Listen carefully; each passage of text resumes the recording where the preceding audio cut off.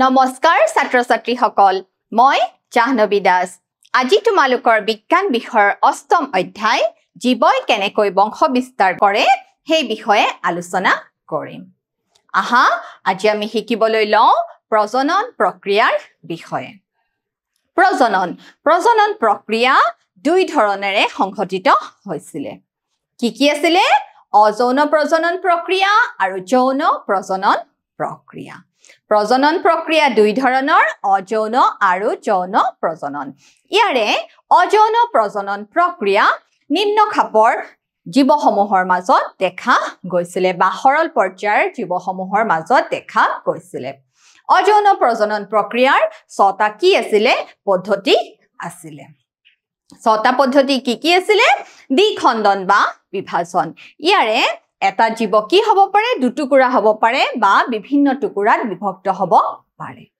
amoeba paramecium euglena আদি যিমানবোৰ আদ্য প্ৰাণী আছে ইহঁতে দ্বিখণ্ডন বাইনাৰী ফিছন আদি প্ৰক্ৰিয়াৰে নিজৰ বংশ বিস্তাৰ কৰিছিল আৰু মেলেৰিয়া ৰোগ সৃষ্টিকাৰী প্লাজমোডিয়ামে কি কৰিছিল বহু বিভাজন পদ্ধতিৰে বিভিন্ন টুকুৰাত বিভক্ত হৈ কি কৰিছিল বংশ বিস্তাৰ কৰিছিল আকৌ কিছুমান সৰল বহুকোষী জীৱ যেনে হৰপিল হেলাই বা স্পাইৰোগাইৰাই কেনে ধৰণে বিভংগন প্ৰক্ৰিয়া বিভিন্ন খণ্ডত বিভক্ত হৈ বংশ বিস্তাৰ কৰিছিল আকৌ প্লেনেৰিয়া আদি জীৱই কি কৰিছিল পুনৰ্জীৱন পদ্ধতিৰে ৰিজেনেৰেট কৰি নিজকে যি অংশ টুকুৰাত বিভক্ত হয় যি অংশ হেৰুৱাই সেই হেৰুৱা অংশক কি কৰিব পাৰে পুনৰুজ্জীৱিত কৰি নিজৰ বংশ বিস্তাৰ কৰিছিল আকৌ হাইড্ৰাই মুকুলোদ্গম পদ্ধতিৰে বংশ বিস্তাৰ কৰিছিল আৰু আন এক পদ্ধতি আছিল আংগিক বিস্তাৰণ উদ্ভিদৰ শিপা বা মূল কাণ্ড আৰু পাতৰ বিস্তাৰণৰ দ্বাৰা কি হৈছিল নতুন উদ্ভিদৰ সৃষ্টি হৈছিল আদা হালধি আনাৰস তগৰ গোলাপ আদি বিভিন্ন উদ্ভিদ আংগিক বিস্তাৰণৰ যোগেদি বংশ বিস্তাৰ হৈছিল আৰু আংগিক বিস্তাৰণৰ সুবিধা আছিল যে যি নতুন উদ্ভিদৰ সৃষ্টি হয় হি আগৰ উদ্ভিদৰ সৈতে কি হয় সম্পূৰ্ণৰূপে একে হয় আৰু কি হয় ৰোগহীন বা বেমাৰহীন হয় কলাকৰ্ষণ পদ্ধতিৰ দ্বাৰা সুস্থ সৌন্দৰ্যবৰ্ধক উদ্ভিদৰ সৃষ্টি কৰিব পৰা গৈছিল আকৌ ৰেণুৰ উৎপত্তিৰ দ্বাৰাও কি হৈছিল যি ৰাইজোপাছ নামৰ ভেঁকুৰ আছে হি বংশ বিস্তাৰ কৰিব পাৰিছিল গতিকে অযৌন প্ৰজনন প্ৰক্ৰিয়া নিম্ন জীৱসমূহৰ মাজত দেখা গৈছিল এতিয়া তোমালোকৰ মনত আছেনে অযৌন প্ৰজনন পদ্ধতিৰ কিবা সীমাবদ্ধতা আছিল নেকি কিবা অসুবিধা আছিল নেকি আছিল নিশ্চয় আছিল সীমাবদ্ধতা কি আছিল জানানে সীমাবদ্ধতা আছিল যে যেহেতু অযৌন প্ৰজনন পদ্ধতি একক জীৱৰ পৰা নতুন প্ৰজন্মৰ সৃষ্টি হয় গতিকে তাতে কোনো ধৰণৰ ভিন্নতা বা বিভিন্নতা দেখা পোৱা নগৈছিল ফলত কি হৈছিল জৈৱ বিৱৰ্তন সম্ভৱ নাছিল এতিয়া যৌন প্ৰজননৰ বিষয়ে আমি শিকোৱা হা যেহেতু যৌন প্ৰজননৰ ক্ষেত্ৰত কি হয় জানানে দুটা ভিন্ন লিংগ বিশিষ্ট জীৱৰ প্ৰয়োজন হয় গতিকে যৌন প্ৰজননৰ ক্ষেত্ৰত কি সম্ভৱ হয় ভিন্নতা সম্ভৱ হয় আৰু তাৰ ফলতে ক্ৰমবিকাশৰ সৃষ্টি হয় আহা ছাত্ৰ-ছাত্ৰীসকল আমি শিকিব লওঁ যৌন প্ৰজনন প্ৰক্ৰিয়াৰ বিষয়ে চোৱা যৌন প্ৰজনন সংঘটিত হ'ব লাগিলে দুটা ভিন্ন লিংগ বিশিষ্ট জীৱৰ প্ৰয়োজন দুটা ভিন্ন লিংগ বিশিষ্ট জীৱৰ একত্ৰীকৰণৰ ফলতহে কি সৃষ্টি হ'ব নতুন প্ৰজন্মৰ সৃষ্টি হ'ব তোমালোকে কেতিয়াবা এটা বলধৰ পৰা দামুৰী সৃষ্টি হোৱা দেখিছা নেকি বা এটা কুকুৰ পোৱালিৰ পৰা আকৌ এটা কুকুৰ পোৱালি সৃষ্টি হোৱা দেখিছা নেকি বা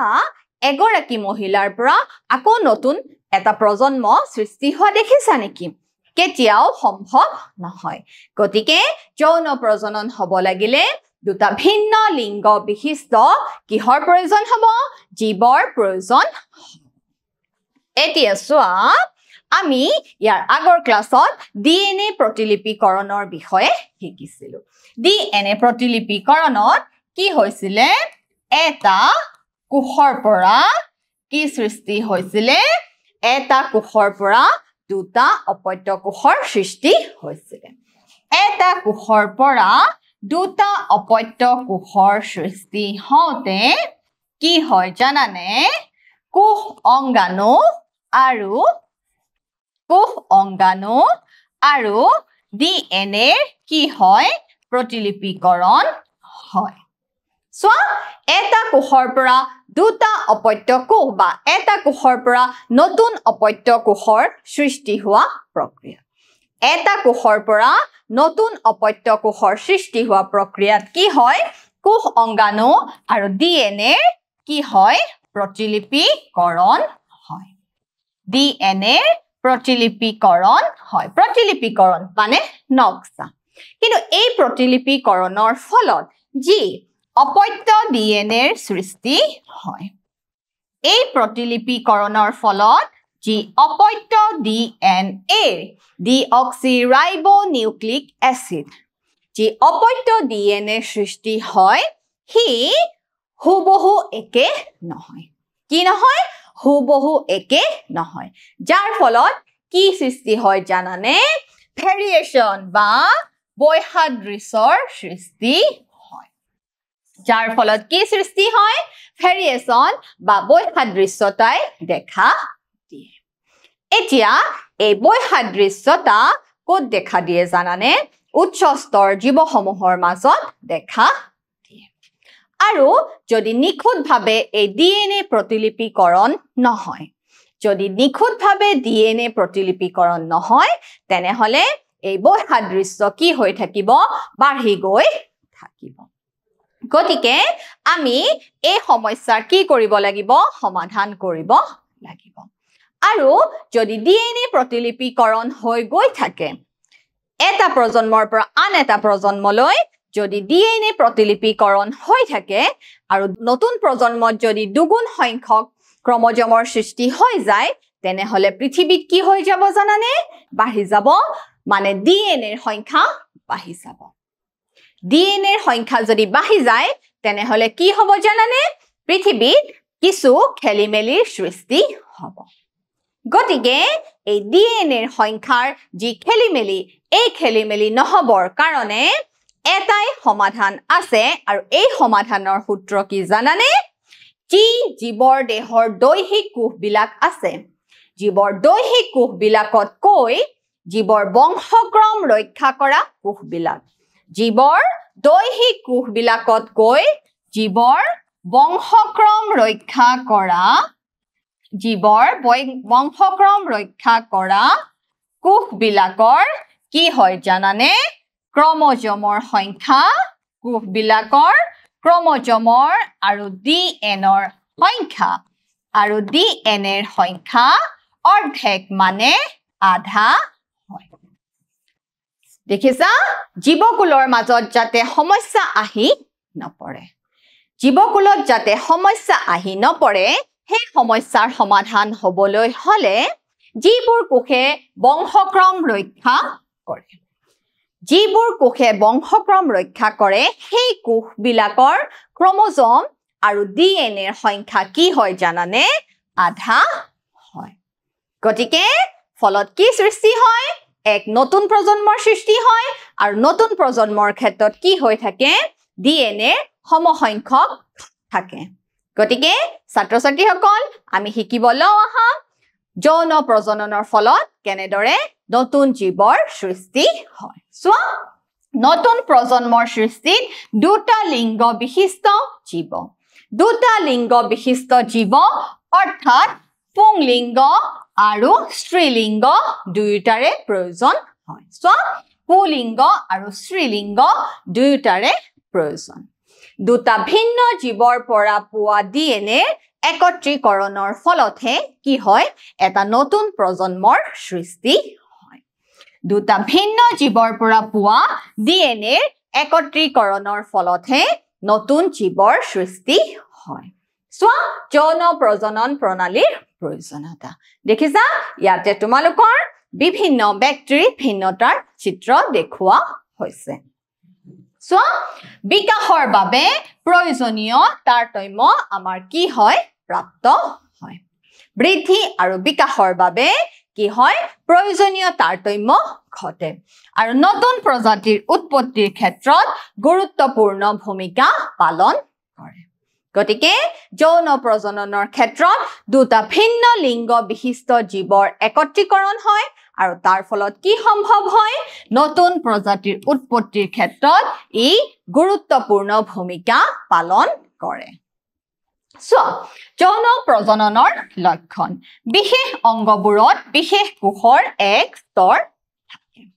গতিকে উচ্চ পৰ্যায়ৰ জীৱসমূহৰ মাজত যেহেতু বিভিন্ন কোষ লগ লাগি কলাৰ সৃষ্টি হয় কলা লগ লাগি অংগৰ সৃষ্টি হয় অংগ লগ লাগি অংগতন্ত্ৰৰ সৃষ্টি হয় আৰু কি হয় উচ্চ পৰ্যায়ৰ জীৱসমূহৰ বিভিন্ন অংগই নিৰ্দিষ্ট কাৰ্য সমাধা কৰে সেইবাবে প্ৰজনন প্ৰক্ৰিয়া সংঘটিত হ'ব লাগিলেও কিহৰ প্ৰয়োজন এক বিশেষ জননাংগৰ প্ৰয়োজন হয় এইবোৰত দৈহিক কোষতকৈ ক্ৰমজমৰ সংখ্যা কি হৈ থাকে আধা থাকে জনন কোষবিলাকত কি হয় আন দৈহিক কোষবিলাকতকৈ ক্ৰমজম আৰু ডিএনএৰ সংখ্যা কি হয় অৰ্ধেক হয় আৰু ডিএনএৰ পৰিমাণো কি কৰা হয় আধা কৰা হয় জনন কোষ সংযোজনৰ দ্বাৰা প্ৰাপ্ত জনন কোষ সংযোজনৰ দ্বাৰা প্ৰাপ্ত হয় আৰু দুটা ভিন্ন জীৱৰ জনন কোষৰ সংযোজনৰ দ্বাৰা যোজন কোষ গঠন হয় গতিকে যে জাইগোট বা জনন কোষ সৃষ্টি হ'ব লাগিলে কি হ'ব লাগিব দুটা ভিন্ন জীৱৰ জনন কোষৰ মাজত কি হ'ব লাগিব সংযোজন স্থাপন হ'ব লাগিব দুটা ভিন্ন লিংগ বিশিষ্ট জীৱৰ জনন কোষৰ সংযোজনৰ ফলতহে কি সৃষ্টি হ'ব যোজন কোষ সৃষ্টি হ'ব আৰু এই যোজন কোষৰ বিকাশ হৈ পেলাইহে কি সৃষ্টি হ'ব এটা নতুন প্ৰজন্মৰ সৃষ্টি হ'ব দেখিছানে তোমালোকৰ আগত এয়া জনন কোষ সংযোজনৰ চিত্ৰ দেখুওৱা হৈছে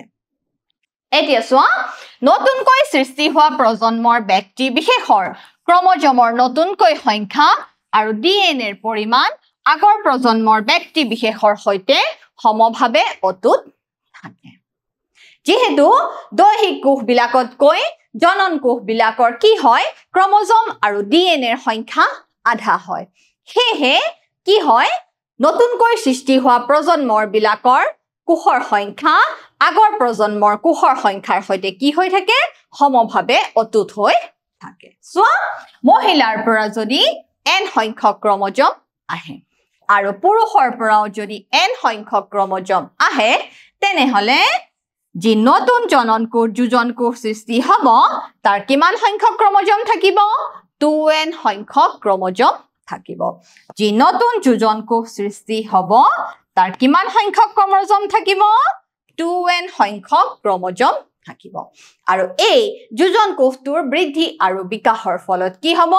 এক নতুন ভ্ৰূণৰ সৃষ্টি হ'ব আৰু সেই ভ্ৰূণৰ পৰিপুষ্টিৰ ফলত কি হ'ব নতুন প্ৰজন্মৰ সৃষ্টি হ'ব চোৱা যোজন কোষটোৰ বৃদ্ধি আৰু বিকাশৰ ফলত এটা কি হ'ব পৰিপূৰ্ণ জীৱৰ সৃষ্টি হ'ব চোৱা তোমালোকৰ ইয়াত জীৱৰ বিভিন্ন বৃদ্ধি আৰু বিকাশৰ চিত্ৰ দেখুওৱা হৈছে চোৱা কেনেদৰে যোজন কোষটোৰ কি হ'বলৈ ধৰিছে লাহে লাহে বৃদ্ধি হ'বলৈ ধৰিছে লাহে লাহে বৃদ্ধি হ'বলৈ ধৰিছে আৰু এই বৃদ্ধি 9 মাহৰ ফলত কি হয় পৰিপূৰ্ণভাৱে এটা জীৱই কি লাভ কৰে নতুন উৎপত্তি লাভ কৰে চোৱা অতি সৰল গাঁথনি থকা জীৱবোৰৰ সাধাৰণতে জনন কোষবিলাকৰ আকৃতি আৰু আকাৰত গুৰুত্বপূৰ্ণ পাৰ্থক্য নাথাকে এতিয়া সৰল পৰ্যায়ৰ জীৱসমূহৰ বা অযৌন প্ৰজনন সংঘটিত কৰা জীৱসমূহৰ কি হয় জানানে জনন কোষবিলাকৰ মাজত আকাৰ আৰু আকৃতিৰ সিমান পাৰ্থক্য নাথাকে কেতিয়াবা এনেকুৱা হয় দুইটা জনন কোষৰে কি হয় আকাৰ আকৃতি একে থাকে কিন্তু উচ্চ পৰ্যায়ৰ জীৱসমূহ যেহেতু নিৰ্দিষ্ট কলা আৰু অংগতন্ত্ৰৰে গঠিত গতিকে সিহঁতৰ কি হয় জনন কোষবিলাকৰ আকাৰ আৰু আকৃতিৰ মাজত কি দেখা যায় পাৰ্থক্য পৰিলক্ষিত হোৱা দেখা যায় গতিকে জনন কোষ দুই ধৰণৰ হয় পুং জনন কোষ আৰু স্ত্ৰী জনন কোষ পুং জনন কোষ আৰু স্ত্ৰী জনন কোষ ইয়াৰে পুং জনন কোষবিলাক কি হয় জানানে সৰু হয় আৰু সাধাৰণতে গতিশীল হয় আৰু স্ত্ৰী জনন কোষবিলাক কি হয় আকাৰত ডাঙৰ হয় আৰু ইয়াৰ খাদ্য সঞ্চিত কৰি ৰাখিব পৰা কি থাকে ক্ষমতা থাকে সো জটিল সংগঠিত জীৱবোৰত এটা জননকোষ তুলনামূলকভাৱে ডাঙৰ আৰু আনটো কি হয় সৰু হয় এটা জননকোষ তুলনামূলকভাৱে ডাঙৰ হয় আৰু আনটো জননকোষ কি হয় তুলনামূলকভাৱে সৰু হয় গতিকে ছাত্ৰ ছাত্ৰীসকল মন কৰা যে উচ্চ পৰ্যায়ৰ জীৱ বহুকোষী জীৱসমূহৰ মাজত বা যৌন প্ৰজনন সংঘটিত কৰা জীৱসমূহৰ মাজত যে দুই ধৰণৰ জননকোষৰ প্ৰয়োজন হয় সেই জননকোষবিলাকৰ মাজত কি দেখা যায় আকাৰ আৰু আকৃতিগত পাৰ্থক্য দেখা যায় গতিকে এটা জননকোষ ডাঙৰ হয় আৰু আনটো জননকোষ কি হয় আকাৰত সৰু হয় সো জননকোষ পুং জননকোষ আৰু স্ত্ৰী জননকোষ জননকোষ দুই প্ৰকাৰৰ পুং জননকোষ আৰু স্ত্ৰী জননকোষ সো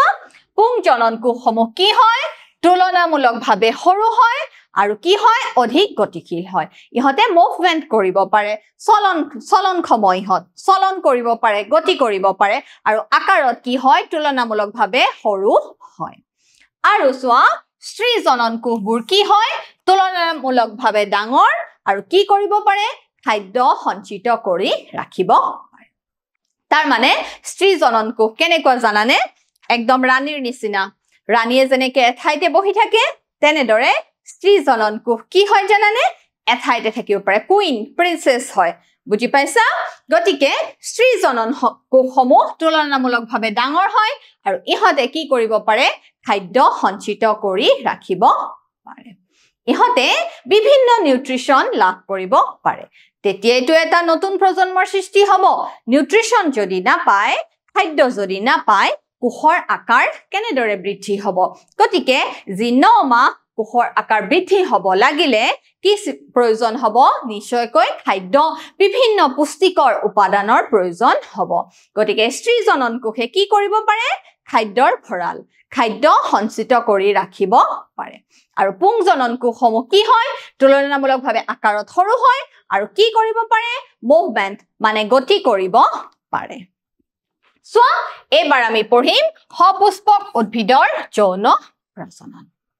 সপুষ্পক উদ্ভিদৰ যৌন প্ৰজনন প্ৰক্ৰিয়ানো কেনেদৰে সংঘটিত হয় সপুষ্পক উদ্ভিদ মানে গুপ্তবীজী উদ্ভিদসমূহৰ কি হয় জানানে সিহঁতৰ প্ৰজনন অংগসমূহ ফুলপাহৰ ভিতৰতে থাকে গুপ্তবীজী উদ্ভিদৰ প্ৰজনন অংগসমূহ ফুলপাহৰ ভিতৰতে থাকে সোৱা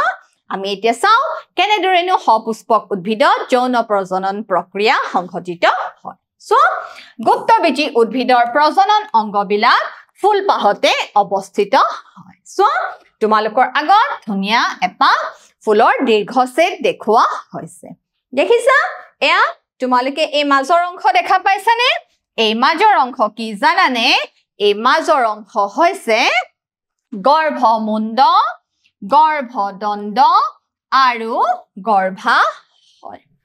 গৰ্ভমুণ্ড গৰ্ভদণ্ড আৰু গৰ্ভাশয় আৰু এইখিনি কি বুলি কোৱা হয় জানানে এইখিনি কোৱা হয় স্ত্ৰী কেশৰ কি বুলি কোৱা হয় স্ত্ৰী কেশৰ স্ত্ৰী কেশৰ দেখিছা ছাত্ৰ ছাত্ৰীসকল গৰ্ভমুণ্ড গৰ্ভদণ্ড আৰু গৰ্ভাশয়ক কি বুলি কোৱা হয় স্ত্ৰী কেশৰ বুলি কোৱা হয় আৰু চোৱা তোমালোকে এয়া দেখিছানে এই অংশখিনি দেখিছানে এয়া হৈছে পুং কেশৰ এইবোৰ হৈছে কি পুং কেশৰ এতিয়া পুং কেশৰত কি থাকে চোৱা পুং কেশৰত থাকে পৰাগধানী কি থাকে পৰাগধানী য'ত কি থাকে জানানে পৰাগ ৰেণুবিলাক থাকে চোৱা আৰু এইখিনি কোৱা হয় পুং দণ্ড কি বুলি কোৱা হয় পুং দণ্ড এতিয়া চোৱা গুপ্তবীজী উদ্ভিদৰ ক্ষেত্ৰত যেহেতু প্ৰজনন অংগসমূহ ফুলপাহতে অৱস্থিত হয় এতিয়া আমি কি প্ৰজনন অংগ পাইছো স্ত্ৰী কেশৰ আৰু পুং কেশৰ স্ত্ৰী কেশৰত কি থাকে গৰ্ভমুণ্ড গৰ্ভদণ্ড আৰু গৰ্ভাশয় আৰু একেদৰে পুং কেশৰত কি থাকে পৰাগধানী থাকে আৰু কি থাকে পুং দণ্ড আৰু এয়া তোমালোকে যে এয়া দেখিছানে ৰং বিৰঙৰ এইবিলাকক কি বুলি কোৱা হয় জানানে এইবিলাকক কি বুলি কোৱা হয় পাহি বা দল কি বুলি কোৱা হয় পাহি বা দল আকৌ চোৱা এই অংশখিনি তোমালোকে দেখিছানে এই অংশখিনি কোৱা হয় বেতুপাত বা বৃত্তি তোমালোকে বৃত্তি বুলিও ক'ব পাৰা বা বেতুপাত বুলিও ক'ব পাৰা চোৱা ছাত্ৰ ছাত্ৰীসকল সপুষ্পক উদ্ভিদৰ কেনেদৰে হয় চোৱা এয়া আমি যদি এনেকে দিও অংকন কৰো এয়া হৈছে স্ত্ৰীকেশৰৰ অংশ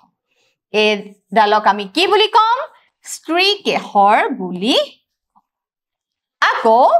এনেকে যে তোমালোকে দেখিছা এইখিনিক আমি কি বুলি কম পুংকেশৰ বুলি দেখিছা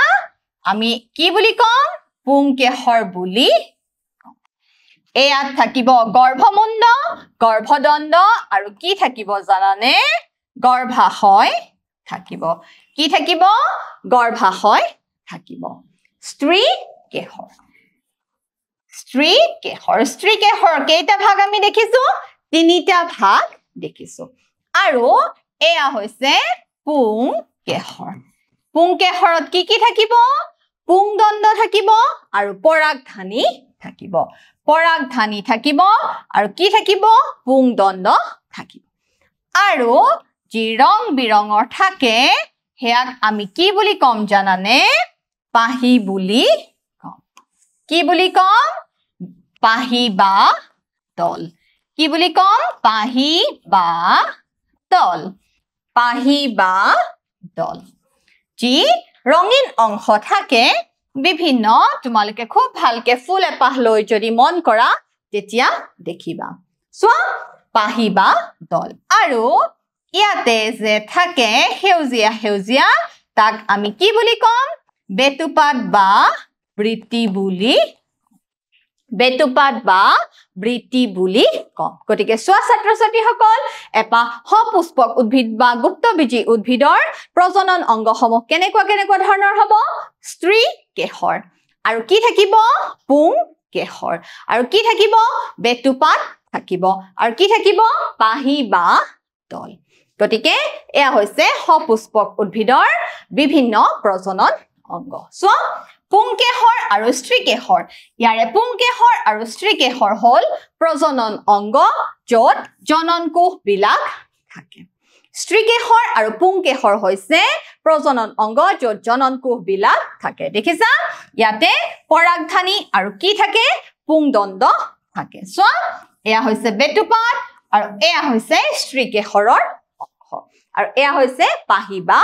দল গতিকে এয়া হৈছে তোমাৰ আমাৰ যি ডিম্বক থাকে হেয়া কত থাকে গৰ্ভাশয়ৰ ভিতৰত থাকে চোৱা ফুলৰ বিভিন্ন প্ৰকাৰ হৈছে একলিংগী আৰু উভয়লিংগী ফুলৰ দুই ধৰণৰ ফুল আমি পাওঁ একলিংগী ফুল আৰু উভয়লিংগী ফুল এতিয়া একলিংগী ফুল কোনবিলাক জানানে যেতিয়া একেপাহ ফুলতে কি থাকে পুংকেশৰ অথবা স্ত্ৰীকেশৰ থাকে যদি এপাহ ফুলত পুংকেশৰ অথবা স্ত্ৰীকেশৰ থাকে আৰু হিয়ে প্ৰজনন প্ৰক্ৰিয়া সংঘটিত কৰে তেনেকুৱা ফুলবিলাকক আমি কি বুলি কওঁ জানানে একলিংগী বুলি কওঁ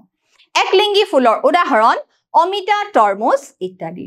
আৰু উভয়লিংগী ফুল যেতিয়া এপাহ ফুলত পুংকেশৰ আৰু স্ত্ৰীকেশৰ দুই ধৰণৰ জনন অংগ থাকে তেতিয়া আমি কি বুলি কওঁ তাক জানানে উভয়লিংগী ফুল বুলি কওঁ গতিকে ফুলৰ প্ৰকাৰ কি একলিংগী আৰু উভয়লিংগী ফুল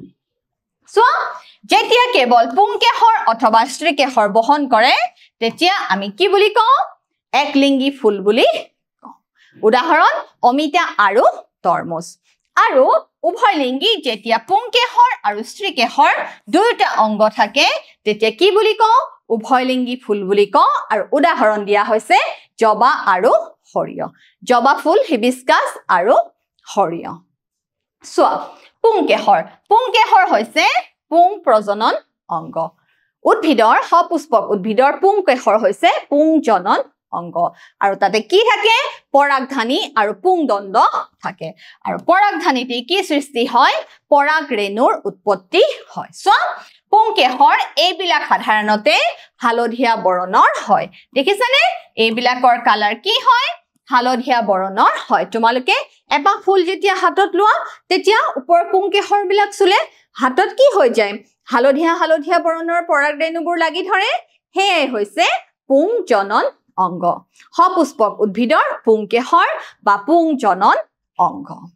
সো স্ত্ৰীকেশৰ বিলাক আকৌ মই তোমালোকক ছবিটো আকতে দেখাই দিছো নহয় স্ত্ৰীকেশৰ বিলাক ফুলৰ ফুলপাহৰ কেন্দ্ৰীয় চেণ্টাৰ পইণ্ট কেন্দ্ৰীয় স্থানত কি থাকে স্ত্ৰীকেশৰ বা স্ত্ৰীজনন অংগ থাকে দেখিছা ফুল এপাহ ফুলৰ মাজৰ এই চেণ্টাৰ পইণ্টত কেন্দ্ৰত কি থাকে স্ত্ৰীকেশৰ অংশ থাকে স্ত্ৰীকেশৰ কেন্দ্ৰীয় স্থানত অৱস্থিত আৰু এই হল ফুলৰ স্ত্ৰী প্ৰজনন অংগ সো স্ত্ৰীকেশৰ গৰ্ভমুণ্ড গৰ্ভদণ্ড আৰু গৰ্ভাশয় এই তিনিটা ভাগত ভগোৱা হৈছে ওপৰৰ উগ্ৰ অংশটো যিটো আঠালতীয়া গৰ্ভমুণ্ড হৈছে এই ওপৰৰ উগ্ৰ অংশ দেখিছা এই ওপৰৰ উগ্ৰ অংশটো কি বুলি কোৱা হৈছে গৰ্ভমুণ্ড বুলি কোৱা হৈছে আৰু এই গৰ্ভমুণ্ডতে আহি কি পৰে জানানে বিভিন্ন পৰাগৰেণুবোৰ আহি পৰেহি সো আৰু এইখিনি কি বুলি কোৱা হৈছে গৰ্ভদণ্ড বুলি কোৱা হৈছে এই অংশটো কি বুলি কোৱা হৈছে গৰ্ভদণ্ড বুলি কোৱা হৈছে আৰু তলৰ যিটো উখহা অংশ আৰু এই যে তলৰ উখহা অংশটো দেখিছা তাক কি বুলি কোৱা হৈছে গৰ্ভাশয় বুলি কোৱা হৈছে ইয়াৰ নাম কি গৰ্ভাশয় ইয়াৰ নাম হৈছে গৰ্ভাশয় সো ওপৰ উগ্ৰ অংশটো কি বুলি কোৱা হয় গৰ্ভমুণ্ড আৰু মাজৰ দীঘলীয়া অংশটো কি বুলি কোৱা হয় গৰ্ভদণ্ড আৰু তলৰ উখহা অংশটো কি বুলি কোৱা হৈছে তলৰ যি শকত উখহা অংশ তাক গৰ্ভাশয় বুলি কোৱা হৈছে আৰু এই গৰ্ভাশয়তে কি থাকে জানানে ডিম্বক থাকে পৰাগৰেণুবোৰ আহি কলৈ যায় কত গৈ নিষেচন হয় এই ডিম্বকতে নিষেচন হয় সো গৰ্ভাশয়ত কি থাকে ডিম্বক বিলাক থাকে আৰু প্ৰতিটো ডিম্বকত একোটাকৈ কি থাকে ডিম্ব থাকে গৰ্ভাশয়ত ডিম্বক বিলাক থাকে আৰু প্ৰতিটো ডিম্বকত একোটাকৈ ডিম্ব থাকে দেখিছা তোমালোকক চিত্ৰ দেখুৱা হৈছে সো পৰাগযোগ এতিয়া আমি শিকিম পৰাগযোগ উদ্ভিদৰ যি প্ৰজনন প্ৰক্ৰিয়া পৰাগযোগ প্ৰক্ৰিয়াৰে সংঘটিত হয় আৰু এই পৰাগযোগ কেই ধৰণৰ আছে জানানে দুই ধৰণৰ আছে পৰাগযোগ চোৱা পুংকেশৰৰ পৰা পৰাগৰেণু বিলাক স্ত্ৰীকেশৰৰ গৰ্ভমুণ্ডলৈ স্থানান্তৰিত স্ত্ৰীকেশৰৰ যেতিয়া গৰ্ভমুণ্ডলৈ স্থানান্তৰিত হয় স্ত্ৰীকেশৰৰ গৰ্ভমুণ্ডলৈ যে পৰাগৰেণুবোৰ আহি পৰে এই প্ৰক্ৰিয়া দুই ধৰণেৰে সংঘটিত হ'ব পাৰে এটা হৈছে স্বপৰাগযোগ আৰু আনটো হৈছে ইতৰ পৰাগযোগ স্বপৰাগযোগত কি হয় জানানে পৰাগৰেণু বিলাক যদি একেপাহ ফুলৰে পৰাগৰেণুৰ স্থানান্তৰণ হয় যদি একেপাহ ফুলতে পুংকেশৰৰ পৰা পৰাগৰেণু আহি গৰ্ভাশয়ত আহি পৰেহি তেনেহলে তাক কোৱা হয় স্বপৰাগযোগ আৰু যদি পৰাগৰেণুৰ স্থানান্তৰণ দুপাহ ফুলৰ বিভিন্ন উদ্ভিদৰ দুপাহ ফুলৰ মাজত সংঘটিত হয় তেতিয়া কি কবা তাক ইতৰ পৰাগযোগ বুলি কবা সো যদি একেপাহ ফুলতে এই স্থানান্তৰণ হয় তাক কি বুলি কোৱা হয় স্বপৰাগযোগ বুলি কোৱা হয় যদি একেপাহ ফুলৰে পৰাগৰেণু সমূহ আহি গৰ্ভাশয়ত পৰে তেতিয়া তাক আমি কি বুলি কম স্বপৰাগযোগ বুলি কম যদি দুপাহ ফুলৰ মাজত পৰাগৰেণুৰ স্থানান্তৰণ হয় যদি দুপাহ ফুল বা বিভিন্ন উদ্ভিদৰ মাজৰ ফুলৰ মাজত যদি পৰাগৰেণুৰ স্থানান্তৰণ সংঘটিত হয় তাক আমি কি বুলি কম ইতৰ পৰাগযোগ বুলি কম দেখিছানে এয়া হৈছে একেপাহ ফুলৰে পৰাগৰেণুৰ স্থানান্তৰণ তাক আমি কি বুলি কম স্বপৰাগযোগ বুলি কম একেপাহ ফুলতে পৰাগৰেণুৰ স্থানান্তৰণ হলে তাক আমি কি বুলি কম স্বপৰাগযোগ বুলি কম একেপাহ ফুলতে যদি পৰাগৰেণুৰ কি হয় স্থানান্তৰণ হয় একেপাহ ফুলতে পৰাগৰেণুৰ স্থানান্তৰণ হলে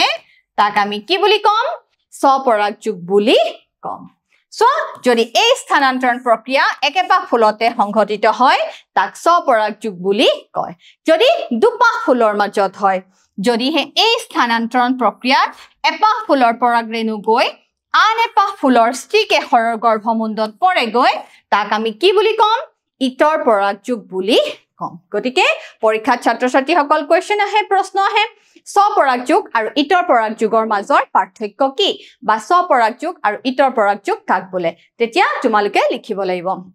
পৰাগযোগ হৈছে পৰাগৰেণুৰ স্থানান্তৰণ প্ৰক্ৰিয়া পৰাগৰেণুৰ স্থানান্তৰণ যদি একেপাহ ফুলৰে সংঘটিত হয় একেপাহ ফুলৰে পুংকেশৰৰ পৰা গৈ যদি গৰ্ভাশয়ত পৰে তেতিয়া তাক আমি কম স্বপৰাগযোগ যদি আন এপাহ ফুলৰ গৰ্ভাশয়লৈ পৰাগৰেণুৰ স্থানান্তৰণ হয় তেতিয়া আমি তাক কি বুলি কম ইতৰ পৰাগযোগ বুলি কম এতিয়া কিছুমান বাহকৰ দ্বাৰা কি হ'ব পাৰে পৰাগযোগ সংঘটিত হ'ব পাৰে তোমালোকে ফুলত নিশ্চয় দেখিছা কি পৰে ফুলত আহি পখিলা পৰে বিভিন্ন কীট পতংগ আহি পৰে হিহতে যেতিয়া ফুলত আহি পৰেহি তেতিয়া হিহতৰ ঠেঙৰ পৰা বা ভৰিৰ পৰা কি হৈ যায় জানানে তাত পৰাগৰেণুসমূহ লাগি ধৰে আৰু লাগি ধৰাৰ পিছত হিহতেটো আকৌ গৈ বিভিন্ন ফুলত পৰিব অন্য ফুলত গৈ পৰিব তাতে কি হ'ব জানানে এই পৰাগৰেণু বিলাকৰ স্থানান্তৰণ হ'ব বা বতাহ পৰাগৰেণুবোৰ কি হয় জানানে খুব পাতল হয় খুব লাইট হয় গতিকে বতাহ বা বায়ুৰ দ্বাৰাও কি হ'ব পাৰে পৰাগৰেণুবোৰ এপাহ ফুলৰ পৰা আন এপাহ ফুললৈ যাব